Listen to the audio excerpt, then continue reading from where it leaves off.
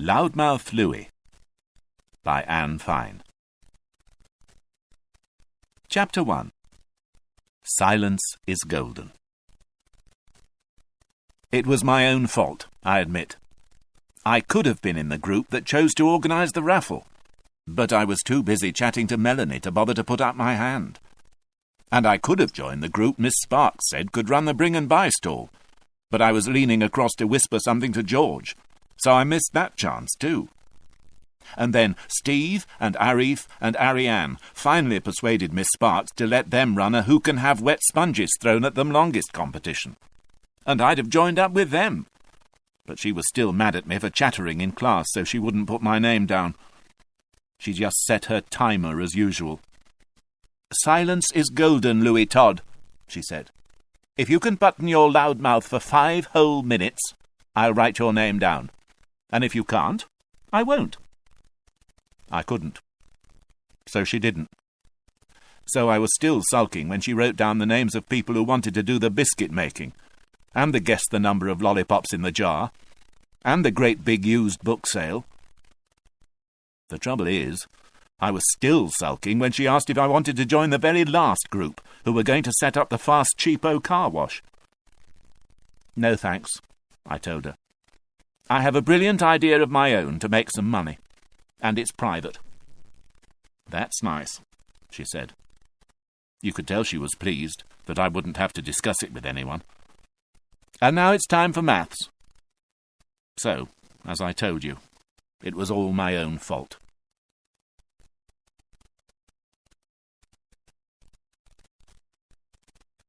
Chapter 2. 50 different ways to be told to be quiet. I am the world's expert in being told to be quiet. Everyone has their own way of doing it. I know, because I get it all day. In the morning, Mum stares at me blearily over her cornflakes. "There's no point in talking to me yet, Louis," she says. "Can't you see that I'm still asleep?"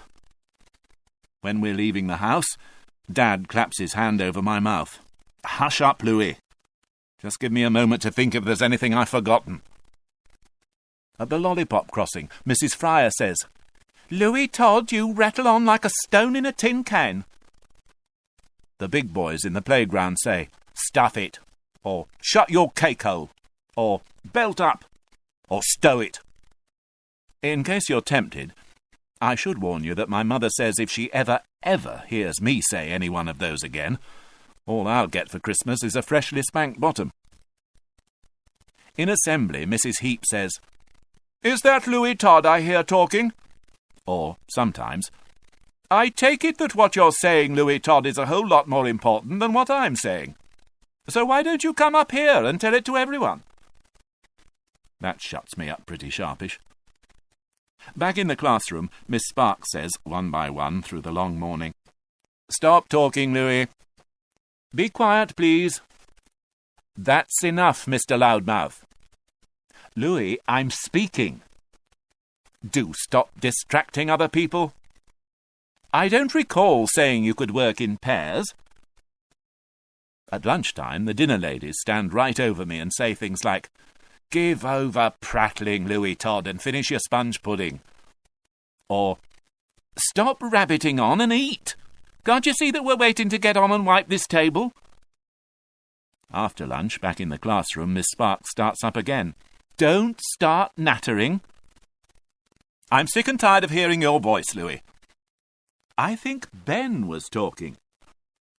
"I'll put on my timer and see how long Loudmouth Louis can keep his beak buttoned." "Don't interrupt me. Zip your lip, please, Louis." "On your own, please." When we're learning about other countries, she sometimes says it in other languages. "Tais-toi," that's French. "Cállate," Spanish. "Chupre," Gujarati.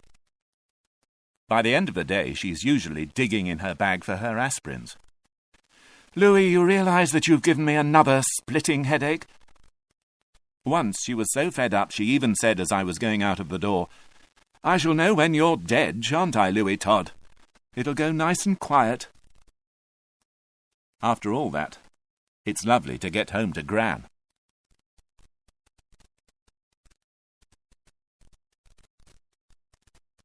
Chapter 3. Worry on my mind. Gran never tells me off for talking. Well, she can't. She's just as bad herself. Gran never stops. When we're together in the house, it's her voice stirring up the air, not mine. Gran even talks when no one's there to listen. I can walk home from school, push open the door, and hear her at it. So I'll just wash these dishes to get them out of the way, and then sort out that peg basket. Yes, here's a couple of broken ones I can throw straight in the bin. And now I'll have a look at this tea towel and see if it's due for a wash yet. Mum calls it chuntering, and says that toddlers do it. Ask a small child to get dressed, says Mum, and suddenly there in front of you is a strangely bulging heap that's trying to tell you things. Now I'm putting on my woolly and, oops, got stuck, and it's all gone dark, and I can't find the hole, and now all the rest of me stuck too, and I can't find my way out, and... Mum says that chuntering is useful practice if you're learning to talk, but you ought to grow out of it. Obviously, Gran's grown back into it again, because I've heard most of the things she said 8 million times before. There, now the kitchen's looking fresh and tidy, and when your mum and dad get home after a hard day's work, I think it's nice for them not to have to walk into a bomb site. But sometimes what she says is news to me. See that bald man on the front of the telly guide, Louis? Well, when he was young, he had lovely thick curls, and he looked like an upside-down floor mop. But I wasn't interested in bald men or fresh and tidy kitchens. I had a worry on my mind.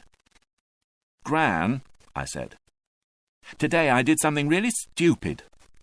I didn't sign on to help with washing cars or making biscuits. Sounds smart to me, said Gran. Sit with your feet up and let other people do the work. The trouble is, I said, that I told Miss Sparks I had my own brilliant idea to make some money. That's good, said Gran. My dance club needs some money. I hope you won't mind sharing your idea with me. I would, I said. Except I haven't had it yet. Pity, said Gran. Because all of us in the dance club want to go to Blackpool and stay in the Alhambra, and walk along the seafront and go to the Tower Ballroom every night, and... So it was too late. I had missed my chance.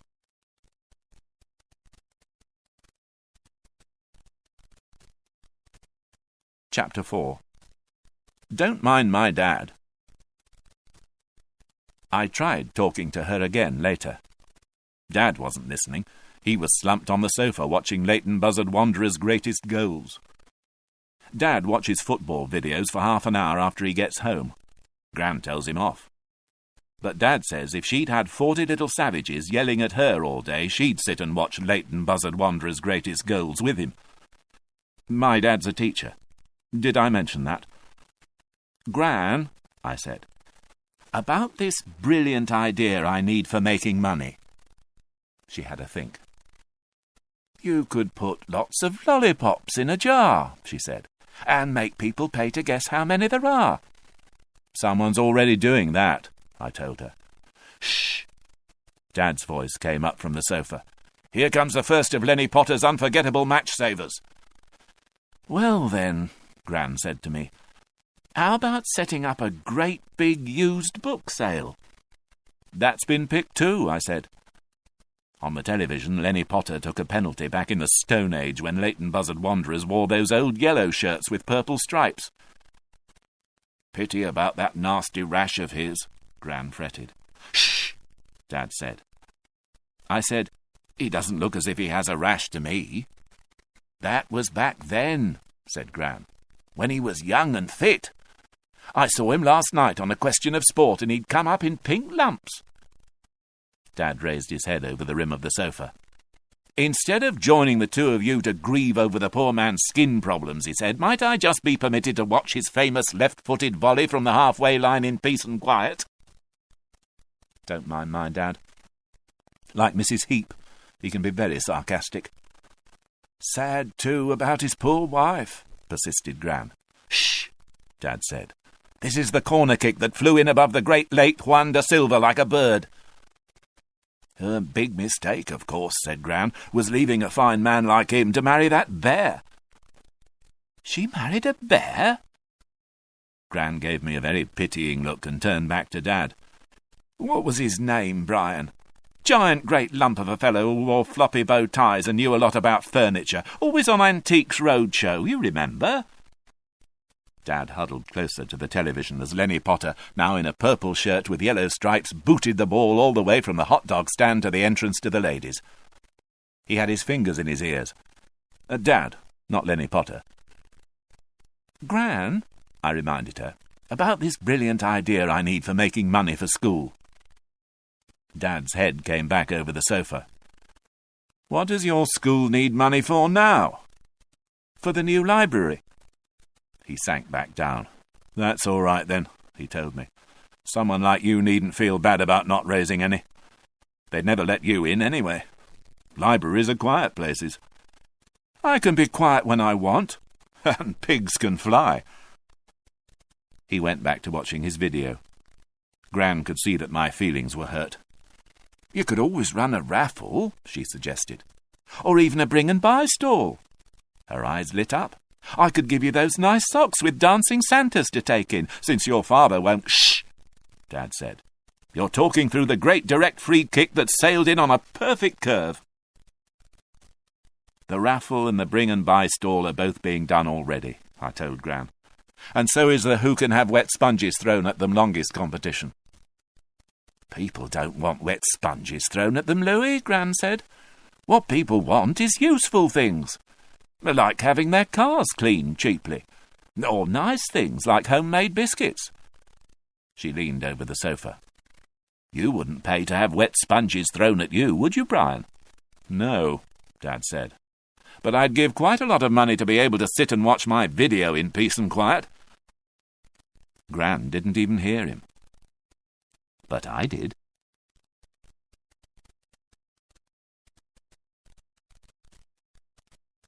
Chapter 5. In Training.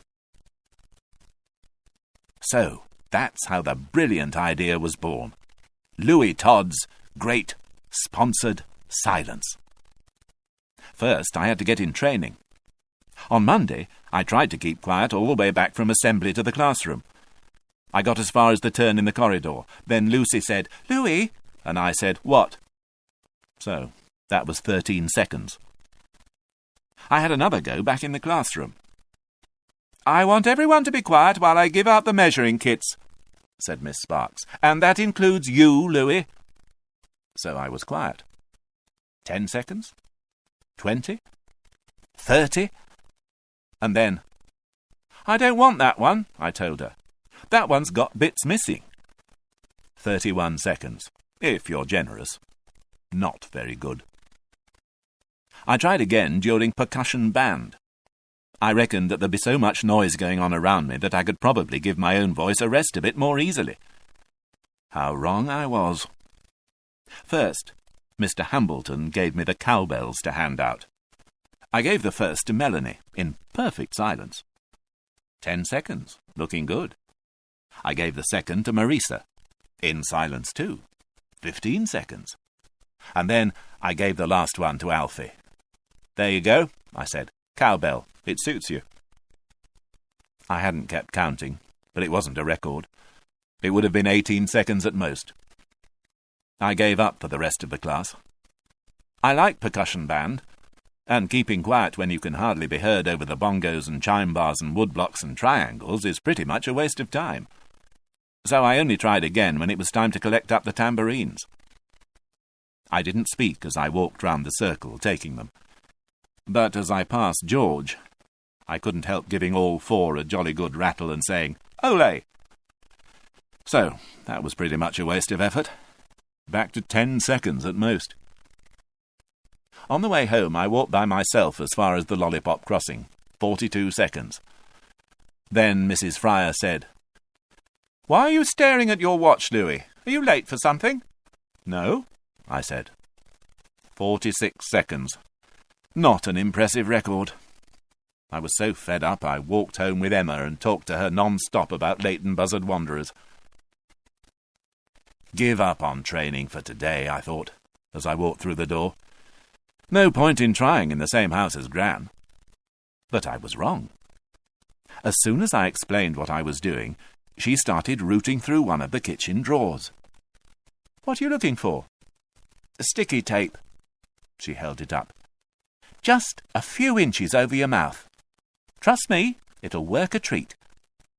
And so it did, till Dad came home, and Gran explained. Dad peeled the tape off.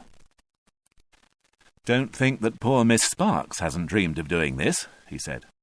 "She'd probably even be happy to pay for the sticky tape out of the money she'd save on her aspirins. But I'm afraid it's not allowed." "But if I've agreed—" Dad shook his head sadly. "Just forget it, son. I'm a teacher and I know. Leave her to dream." And he slid in his video.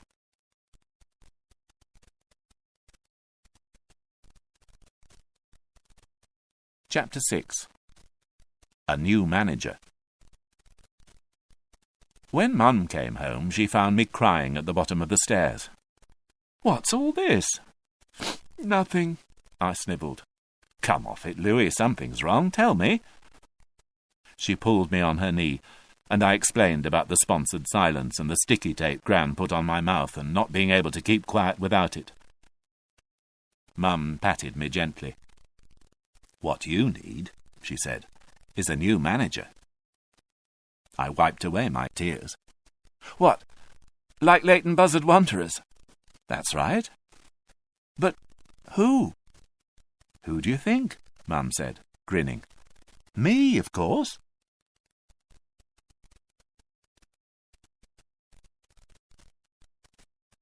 Chapter 7. Sponsorship. The first thing we did was go after sponsorship. I made out the form. In the first column you put your name. In the next you wrote how much you wanted to pay for each hour I kept quiet. And at the end you had to write the most you would give, even if I never spoke again.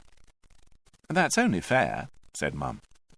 "After all, you might have a terrible fright and be struck dumb forever." "No such luck," Dad said. First I went round to Mrs. Havergill next door, just for the practice. "Please, Mrs. Havergill, will you sponsor me to keep quiet all Friday?" "How much is it?" she asked me. "You get to choose," I said. She looked me up and down. 10 pence an hour? And £1 maximum? What a pity you're not doing a Saturday." She wrote her name down. I rushed back to Mum. "It works, it works!" "Only if you keep quiet," she reminded me. "But we'll leave that problem for now, one step at a time." Next day I took my form into school. Everyone was thrilled. Miss Sparks put herself down for 50 pence an hour. "Cheap at double the price," she told me. Her eyes gleamed. "And if it works, we'll do it again, over and over. Why stop at a new library? We could have a new music centre and a new sports stadium. You could be quiet every day all term, until you're out of my class." I gave her my hurt look. "Oh, all right," she said. "We'll just see how it goes on Friday, shall we?" Snatching the form from me, she signed her name. All of my friends signed up, and lots of other people I hadn't realised I'd been bothering. "Does this mean you'll be quiet all through reading time? If you will, I'll pay. When you keep interrupting in reading, we never get to the end of the story, and I hate that." "Is there any chance you'll be able to stay quiet all through maths workbook? Then I might get to understand subtraction, and that would be brilliant." "How much is it to sponsor you all through gym class? Then we might get to use the ropes for once. I love it when everyone's quiet and we get to use the ropes." "I'll pay if you promise to try extra hard all through pictures from history on the telly. I love pictures from history, but when you're talking I can't hear." The dinner ladies laughed and laughed. "You, Loudmouth Louis Todd, stay quiet for even 1 hour? 1 whole hour? I'm aiming for the whole day." "Oh, yes." Both of them laughed some more. "I should warn you," I said. "I'm under new management, so it could happen. And Leighton Buzzard Wanderers could win the cup." They fell about laughing some more. Then Mrs. James put out her hand. "Give me your form, and I'll sign up." She did, and so did Mrs. Patel. I looked to see what they'd written. £1,000,000 an hour, Mrs. James had put. Maximum £5,000,000. And Mrs. Patel had written ditto underneath. Off they went, laughing. Then I went after Mrs. Heap, who was striding down the corridor. "Please will you sponsor me for the new library?" "Sponsor you to do what, Louis?" "Keep quiet." She stopped in her tracks. "What? Not talk? For a whole hour? For a whole day, if I can." "You? Louis Todd?" She laid a hand over my forehead. "Are you feverish?" "No," I said. "I'm determined. I'm under new management, like Leighton Buzzard Wanderers, and I shall do it."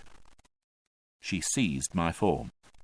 "Louis," she said, writing busily, "if you can keep quiet for a whole school day, I shall be very tempted to put up a plaque to commemorate the occasion." "A real plaque? Oh, excellent. What would it say?" She tilted her head to one side. "Well, if you're going to make a lot of money, how about 'Silence was golden'?" I whistled through my teeth. "Magic!" Mrs. Heap gave me a beady look. "Yes," she said, "magic. And that's what you're going to need to get you through the first 5 minutes." She handed the form back, and away she went. Next stop, Mr. Hambleton. "Sponsor me, please, for shutting up." Shutting up! The same light gleamed in his eyes as in Miss Sparks.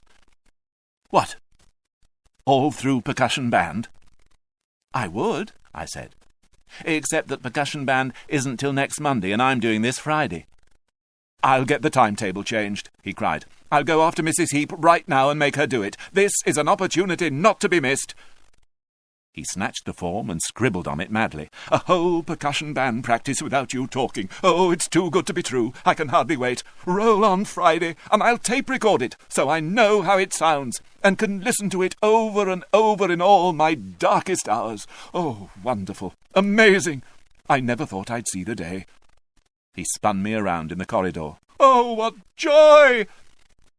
I had a sudden moment of doubt. Maybe he wouldn't hear it. Maybe I couldn't do it. "No," I told myself sternly. "Don't even think about failure. Like Leighton Buzzard Wanderers, it's onwards and upwards." And I strolled off, whistling. When I got home, I added up. If I do 8:15 till 3:15, that will be 7 hours. Mum checked my working. And if everyone pays me everything they've promised, I'll have 10 million. "Let's leave the dinner ladies out of this," said Mum, "just for the moment." "All right, then." I added up without them. "Now I'll multiply by 7. Mum checked my working again. And there it was, the answer. That's amazing. With that much, Mrs. Heap could buy a whole new floor-to-ceiling bookcase and fill it with books, couldn't she? Mum tapped her pencil on her teeth. "Yes," she said thoughtfully, "if you could manage 7 whole hours." Chapter 8. Fresh start, fresh colours. When Friday came, like Leighton Buzzard Wanderers when they made their fresh start, I wore fresh colours. Gran found me a bright yellow shirt to remind me that silence is golden. And round the cuffs she embroidered "Shh, shh" in little letters so thick and black they looked just like stripes. "They're to remind you, too." And then I got the pep talk. "Listen," said Mum. "I am listening." "No," Mum explained. That is our strategy for the day. For you to listen. Listen? Yes, Mum said. It's a defensive tack. You see, if you're busy listening, then you won't get bored and start talking. And you'll find out what goes on when you're not interrupting all the time. It'll be interesting. Interesting? Yes, she said firmly. Think about it. You'll be like a fly on the wall and get to see what things are like without you. The more I thought about it, the stranger it sounded. Fly on the wall. That's right. Weird. Mum put her finger on her lips. Remember, if you talk, then it won't work. Things will just go back to being how they are usually. Like when Leighton Buzzard Wanderers ended up back in the 4th Division. That's right. Like that. Right, I said. Match tactic. Fly on the wall. Not talking, listening. That's the spirit, Mum told me. She made the Leighton Buzzard Wanderers victory salute. Now go out there, Louis, and win, win, win!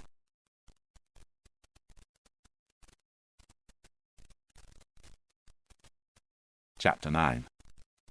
Interesting. First stop, the Lollipop Crossing.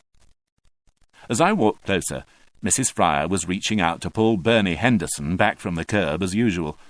On any other morning, I would have begun to chat to her about something. But instead I lagged behind, in case she'd forgotten it was a special day, and asked if the cat had got my tongue. So she had time, for once, to speak to Bernie. Young man, you practically hurl yourself off that curb every morning. Did you know that for every girl your age who has a road accident, 7 boys get run over? 7? Bernie looked really shocked and stepped right back. That's right, said Mrs. Fryer. And doesn't that show that charging off the curb isn't a smart idea? She stepped out in the next gap to stop all the traffic, and this time Bernie waited until she gave him the wink before he moved. Mrs. Fryer said as I walked past her, Hello, Louis. I didn't notice you there, even in that nice bright shirt. Fly on the wall, see? I gave her the thumbs up to show that although I wasn't speaking, I was still friendly. Oh, right, she said, remembering. Your sponsored silence. Well, best of luck. I nearly said thank you and ruined it. But Bernie interrupted just in time. 7 boys for every girl. It makes you think, doesn't it? So, that was my first few minutes. I'd heard something interesting from Mrs. Fryer, and probably saved Bernie Henderson's life. It was the same in the playground. I kept hearing fascinating things. So, Moira's mother has to go and meet the Queen and wear a fancy hat. And when my brother looked at the apple, he saw half a maggot waving. Oh, yes, each year the top class go to Alton Towers. Mrs. Prendergast saw a ghost in her closet. I wandered round, listening. Behind the shed, I saw Dora curtsying beautifully to one of the dustbins. But since she wasn't saying anything, I drifted back to the playground and heard Roberta saying to Amelia, My dance teacher says if I can't learn to curtsy properly, I can't be one of the 12 dancing princesses in our show. Is curtsying hard? Asked Amelia. I think so, said Roberta. I get my feet all mixed up, and I can never remember how to start. I grabbed her hand and tugged. She gave me a funny look and said, What's the matter, Louis? I put my fingers on my lips and shook my head, but kept on tugging. He can't talk, Amelia reminded Roberta. He's on his sponsored silence. So Roberta let me drag her round behind the shed, and Amelia followed us. And there they saw Dora, curtsying beautifully to the dustbins. Roberta rushed up to copy how she put her feet. Amelia joined in as well. And when I walked away, the 3 of them were busy making arrangements to meet in break time for another practice. And then the bell rang. While we were trooping in for assembly, Roberta gave my hand a secret squeeze. Louis, she whispered, if I get to be one of the 12 dancing princesses, I'm going to give you my granny's old Read Easy magnifying glass. And that's a promise. A Read Easy magnifying glass. It sounded good. Usually I hate assembly. The hall's cold, I hate sitting still in boring lines, and it seems to go on forever. The only part I like is the singing. And by the time we get to that, it's all dragged on so long we only have time to sing 1 or 2 verses. This time it was over too soon. I don't know what happened.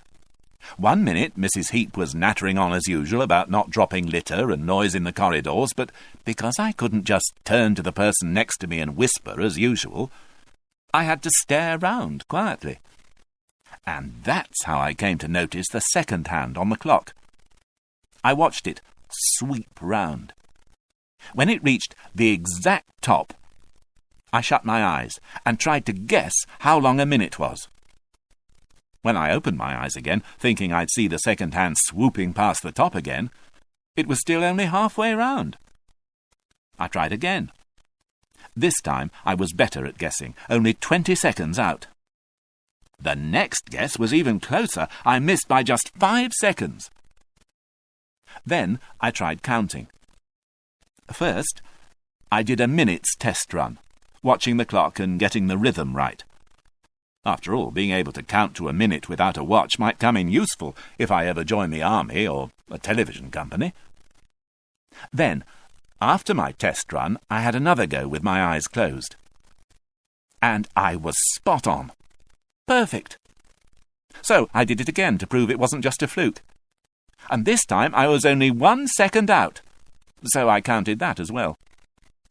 And then, even though I wasn't listening, I heard my name called out by Mrs. Heap. "Louis Todd!" I looked up, furious. I hadn't said a single word. But then I heard the rest.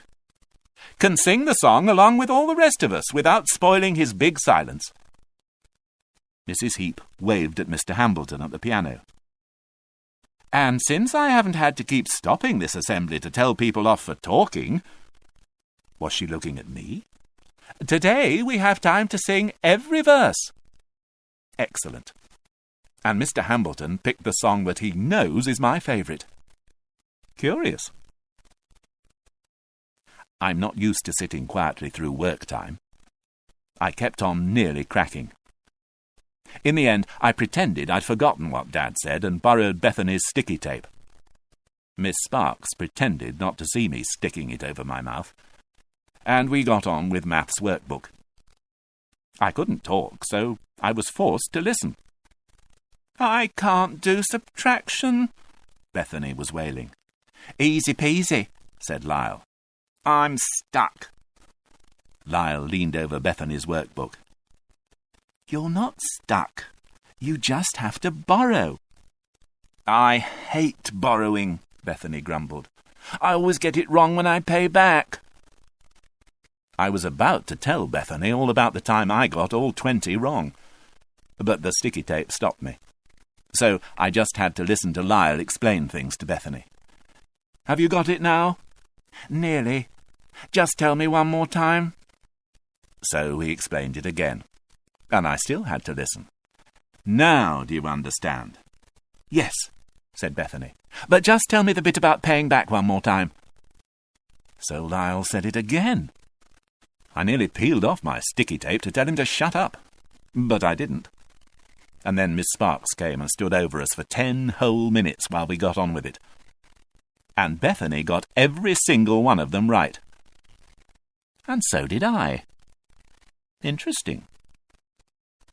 After that, it was reading time. Miss Sparks picked a story about a ghost. Usually we read in groups. I'm on the blue table.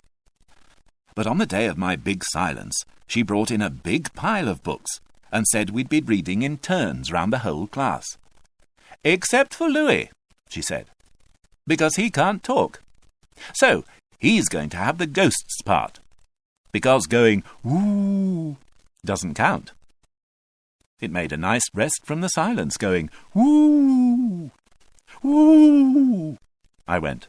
And then, when my next bit came, woo, And then in the really scary bit,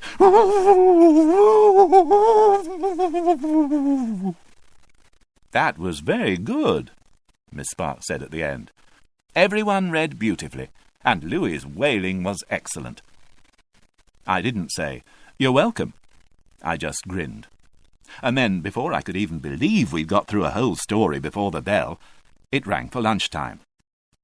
Interesting. This listening business is even cleverer than you think. While we were standing in the queue for lunch, I was the only one who wasn't talking, so I was the only one who got to hear that funny sizzling noise. I turned around. It was a new tray of macaroni cheese, fresh from the oven, brown, bubbling and hot. Susie pushed me forward. She was busy chattering to Francis. I looked at the cold, claggy yellow sludge on the tray in front of Mrs. Patel. There were only 2 squares left. I nearly made the mistake of saying, "After you," but stopped just in time. Instead, I bent down and pretended to fiddle with my shoelace. "Keep the queue moving, girls," called Mrs. Patel. "Walk round, Louis, and I'll serve you." They didn't realise. They just hurried round and took the last 2 claggy squares. I came up after them, and she gave me the first serving out of the sizzling hot brown tray. "I'm giving you a big one," Mrs. Patel said, "because you're doing so well, and everyone's so pleased with you." And that's another thing I wouldn't have heard if I'd been talking as usual. After lunch, it was Mr. Hambleton and percussion band. He came in with the tape recorder, looking horribly worried. Nodding at me, he asked the others, "So, how's he doing?" "Brilliantly," Caleb said loyally. "He hasn't said a word." Mr. Hambleton beamed. "Oh, joy! I never thought he'd get this far through the day. I've been chewing my nails all morning. I even tried to get Mrs. Heap to let me have you all straight after assembly, but she said not one of you could afford to miss maths workbook." "I could next week," said Bethany, "now that I understand borrowing and paying back." But Mr. Hambleton wasn't listening. He was diving into the boxes. "Quick, before Louis cracks!" He handed out triangles and woodblocks and castanets. Then he turned to me. "Don't speak," he warned. "Just point to what you'd like to play today while you keep quiet." I couldn't believe it. No one in the whole history of percussion band has ever got to choose. I stared at all the things I love the best.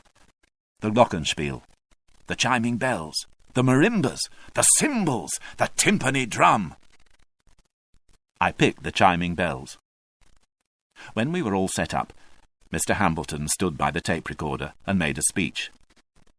"This is a very special day for me," he said. "As you all know, I love music.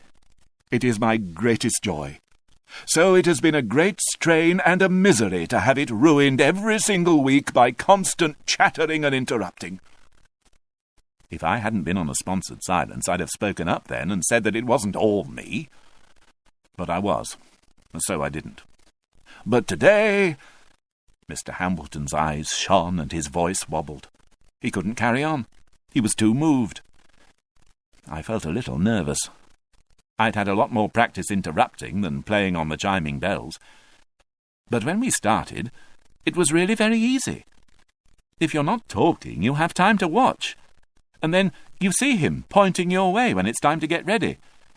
And when it's time to go, he sweeps you in. You'd have to be an idiot to get it wrong.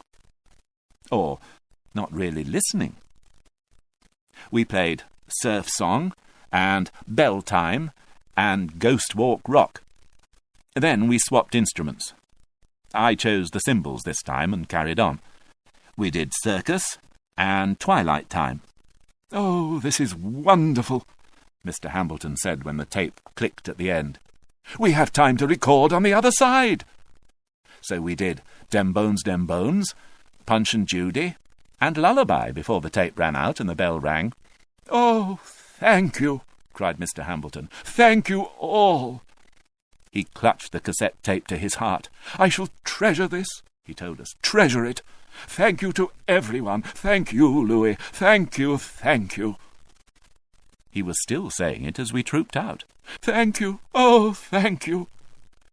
Caleb poked me in the ribs and whispered, That's interesting. Today Mr. Hambleton is finding it even harder to keep quiet than you are.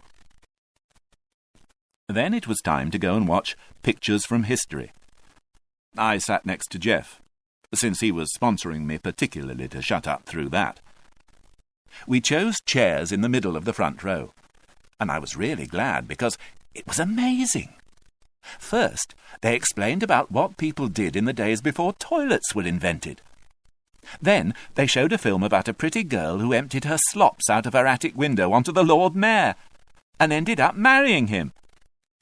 Then they showed us a potty museum, honestly, and the curator showed us all his favourites. And then it ended with some splunky music and pictures of loos through the ages. I turned to Jeff and nearly told him that was amazing. But he clapped his hand over my mouth and stopped me just in time. On the way down to the gym, I had a think. I'll tell you what was on my mind. I knew that if anyone else had been trying to be quiet for a whole day, everyone would have been trying to trick them into forgetting. Not spitefully, just for fun. But no one was doing that to me. In fact, they were trying to help me. If they came up, they kept their fingers on their lips to remind me, and if they passed me notes in class, they wrote "shh" on the top, in case I forgot. And the whole day not one single person had come up behind me in the playground and called out, "Hey, Louis!" hoping I'd swing round and say, "What?" without thinking.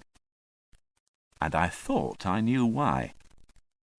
It was because they wanted me to do it. They wanted me to get through the day without talking as much as I did. And not just because they're my friends, but because they were enjoying it. It made a nice change to get through lessons without having to stop all the time for, "Someone is talking, is it you, Louis?" And, "I'm not carrying on until Louis stops talking." And that was interesting. It made me think. We didn't get to climb the ropes in gym, but it wasn't my fault. Miss Hunter wasn't in the mood. She'd planned a ball game, and wasn't going to change it, not for anyone.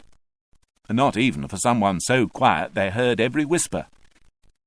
"Louis, quick! No one's marking me! Throw the ball this way!" So quiet they heard Wayne say, "This is brilliant! Today Louis is gaining us more points than he's losing from talking, so our team's going to win!" So quiet that when the bell rang, they heard Miss Hunter promise, "If you're all this good next week, we'll have the ropes out. That's a promise." Back in the classroom, before going home time, we did a bit more work. But then Miss Sparks stopped us early. "See this?" she said, rooting in her bag. "Usually, by now, I'm looking for aspirins. But today, I'm digging for my peppermints." Everyone got one, not just me. "Don't say thank you," she warned me. "Just keep on going till 3:15, and that will make 7 whole hours." I could hardly believe it. They clapped me out, like Leighton Buzzard Wanderers the day they went up in the league. Dora and Roberta and Amelia all curtsied to me beautifully as I walked by. The dinner ladies banged their saucepan lids as I went past the kitchens. Mrs. Heap was standing on the steps, browsing through library plaque catalogues. "We must do this again very soon," she said to me hopefully. At the curb, Bernie Henderson stood well back while Mrs. Fryer stopped the traffic. She raised her lollipop sign in a salute as I walked past. Mrs. Havergill handed a rose to me over the garden wall as I walked up the path. "You might think of keeping going through the weekend," she suggested. And Gran was waiting at the door. "Well," she said, "that golden yellow hasn't stood up very well to a long day in school. It looks quite grubby. I think I'm going to have to whip it off you and put it in the wash and—" I wasn't even listening. I was counting the second hand round to the end of the very last minute. I could have done it with my eyes closed, but it was important to be sure. 3, 2, 1... Yes! And then I spoke. "I did it! It was brilliant! I had a great day! It was wonderful! I got to play the chiming bells, and I understood borrowing properly, and we read a ghost story all the way through, and I saw an amazing film about potties, and—" The phone rang. It was Mum. "How did it go?" "Amazing! I saved Bernie Henderson's life, and fixed things so that Roberta got a part in her dancing show, and we sang my favourite song in assembly, and I learned to count to a minute without a watch, and—" The door flew open. It was Dad, home early from school. "How did it go?" "Superb! I found out that next year we get to go to Alton Towers, and lunch was the best ever, and our team won the ball game, and Miss Sparks gave me a peppermint, and I've made millions for the new library, millions!" Dad looked a bit wistful. "We need a new library too," he said. "You wouldn't think of coming over to be quiet at our school?" "No," I said, "no, I wouldn't. But I did think I might spend a bit more time being quiet in my own."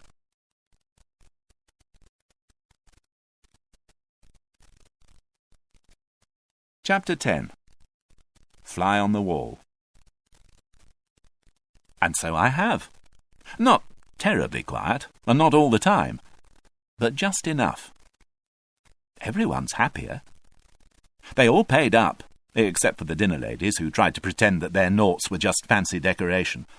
But to make up, they've lent Mr. Hambleton a bit of serving counter for tapes of the percussion band medley, and sales of that are going really well, so we'll probably get to 10 million without them. And the new library's open. People still go round boasting about how they raised money for it, how they washed cars, or made biscuits, or had wet sponges thrown at them, or sold raffle tickets. Even Miss Sparks is still bragging about making 5 whole pounds by auctioning the timer that never worked on me. "What made you change, anyway?" she keeps on asking. But I won't say. I won't give any clues. "That's the spirit," says Mum. "Be like Leighton Buzzard Wanderers and keep your secrets." But sometimes, just sometimes, I see Miss Sparks watching me, grinning at some fly on the wall, and I wonder if she guesses. Nobody calls me Mr. Loudmouth any more. Not that I'm totally silent. I still talk a little more than most. But hardly ever in class, when we're trying to get work done, and never in percussion band, except between pieces, and never ever when I'm in the library, sitting next to Bernie Henderson, who, thanks to me, is still alive, and reading through Roberta's granny's old Read-Easy magnifying glass, in my favourite place, under the plaque that says, "Silence was golden." The end.